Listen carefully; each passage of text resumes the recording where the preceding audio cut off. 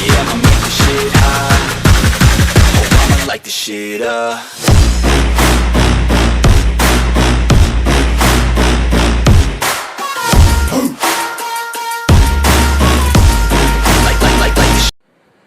Hello friends, I am Raman Kumar. Welcome to Rajna Raman vlogs. Hope आप लोग अच्छे होंगे, स्वस्थ होंगे, खुश होंगे। मैं भी ठीक हूँ। आज आप लोगों के लिए इस व्लॉग में मैं एक कहानी लेके आया हूँ। कहानी सुनाने से पहले मैं आप लोगों से रिक्वेस्ट करना चाहूँगा कि प्लीज़ ये कहानी को एंड तक सुने। ये मत सोचे कि यार ये कहानी मेरा सुना हुआ है, बचपन से ही सुनता आ रहा हूँ, कईयों को सुना भी चुका हूँ, तो ये मत सोचे और कहानी को एंड तक सुने। ये कहानी से मुझे कुछ सीख मिलती है, इसलिए मैं ये कहानी आप लोगों के लिए लाया हूँ। और क्या सीख मिलती है मैं कहानी के लास्ट में बताऊँगा। तो कहानी स्टार्ट करते हैं। कहानी खरगोश और कछुए पे आधारित है। किसी जंगल में एक खरगोश था। वो काफ़ी तेज दौड़ता था। उसे अपने दौड़ने पे काफ़ी घमंड था। घमंड होना ही वाजिब है, क्योंकि जब किसी को शर्त लगाता दौड़ने की, दौड़ जीत जाता था। एक दिन उसे जंगल में कछुआ दिखा। उसने उसे दौड़ने की चुनौती दी। कछुआ भी हंसी खुशी उसकी चुनौती स्वीकार कर ली। जंगल के सारे जानवर हैरान कि अरे यार ये कछुआ कैसे जीत पाएगा खरगोश से, वो भी उस खरगोश से जो काफ़ी तेज दौड़ता है। लेकिन कछुए ने हामी भर दी दौड़ने की, उसकी चुनौती स्वीकार कर ली और वो दौड़ने के लिए राजी हो गया। दौड़ स्टार्ट हुई। कछुआ अपनी चाल में धीरे धीरे चलता हुआ आगे की तरफ बढ़ता गया, जबकि खरगोश काफ़ी तेज दौड़ता हुआ आगे की ओर बढ़ता चला गया। काफ़ी देर दौड़ने के बाद खरगोश सोचता है कि थोड़ा पीछे मुड़ के देखता हूँ कि कछुआ कितनी दूर तक पहुँचा है। वो पीछे मुड़ के देखता है तो उसे कछुआ कहीं नज़र नहीं आता है।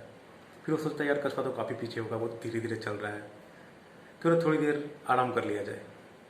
जब कछुआ धीरे धीरे चलता चलता यहाँ तक पहुँचेगा, फिर यहाँ पे मैं तेज़ी से दौड़ लगाता हुआ अपने गंतव्य स्थान तक पहुँच जाऊँगा, जहाँ तक की रेस लगी हुई है। यह सोचकर खरगोश आराम कर लेता है। आराम करते करते कब उसकी आँख लग जाती है उसे पता ही नहीं चलता। थोड़ी देर बाद उसकी आँख खुलती है।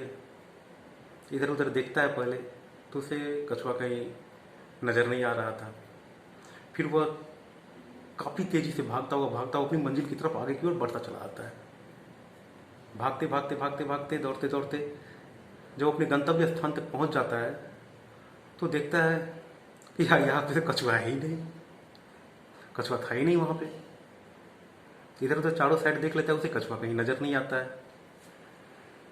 थोड़ी देर बाद देखता है कछुआ धीरे धीरे चलता हुआ इधर की तरफ आ रहा है, लेकिन उसे आने से क्या फ़ायदा।